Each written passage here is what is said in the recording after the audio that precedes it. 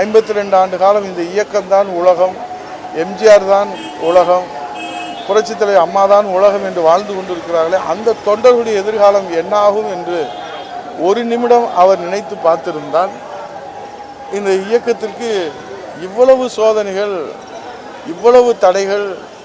இவ்வளவு சத்திய சோதனைகளை நாம் எதிர்கொள்ள வேண்டிய அவசியம் நிச்சயமாக இருக்காது. ஆகவே இன்றைக்கு அவர் ஆளுமை பண்பை பற்றி பேசுவதற்கு முன்பாக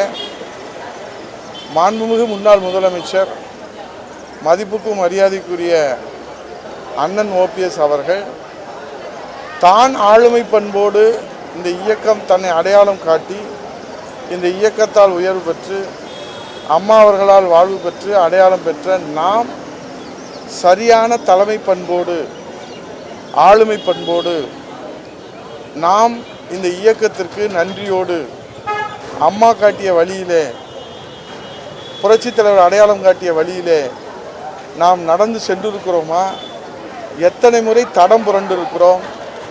எத்தனை முறை தடம் புரண்டிருக்கிறோம் என்பதையெல்லாம் அவர் நினைத்து பார்க்க வேண்டும். புரட்சித் தலைவர் ஐயா எடப்பாடியார் என்கிற அந்த ஆளுமை, தாயன்பு இன்றைக்கு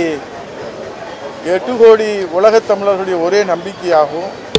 2.5 கோடி தொண்டர்களுடைய இன்றைக்கு காவல் தெய்வமாகவும் இருக்கிற புரட்சித் தலைவர் ஐயா எடப்பாடியார் அவருடைய தாயன்பு என்பது பொதுவாக ஒரு தாய்க்கும் பிள்ளைக்கும் இருக்கிற அந்த தாய் பாசம் பக்கத்து வீட்டில் இருப்பவர்களுக்கு ஒரு பொறாமை ஏற்படுவது என்பது இயல்புதான். ஆகவே பக்கத்தில் இருந்து, எதிர் வீட்டில் இருந்து இந்த தாய்க்கும் பிள்ளைக்கும் இருக்கிற அந்த தாய் பாசத்தை இன்றைக்கு நமக்கு கிடைக்கவில்லையோ என்ற ஒரு ஏக்கத்திலேயோ அல்லது கலக்கத்திலேயோ அல்லது அரசியல் காழ்ப்புணர்ச்சியிலேயோ அல்லது பொறாமையிலேயோ அல்லது ஏக்கத்தின் உச்சத்திலேயோ இது போன்ற கருத்துக்களை சொல்வதை நாம் பெரிதுபடுத்த தேவையில்லை.